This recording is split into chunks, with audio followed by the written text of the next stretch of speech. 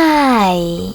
In front of me is XIAOMI 12T Pro, and today I would like to show you how you can change theme of this smartphone. First of all, you need to open device's settings. Then scroll down and click on Themes section. From here, you need to click on Themes at the bottom left corner and tap on the search bar. Then type in wherever you wish to. I will go with Marvel.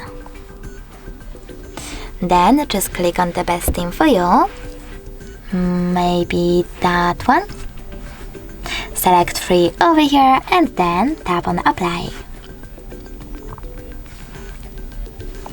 So now, after a couple of seconds, when I click on home button, I can see that theme of my XIAOMI has changed. But you can always go back to your default one by going into exactly the same theme settings, but this time selecting profile at the bottom right corner.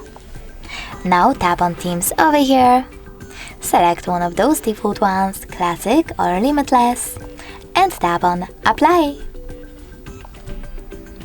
Thanks so much for watching. If you enjoyed this video, smash that like button, comment, and definitely subscribe.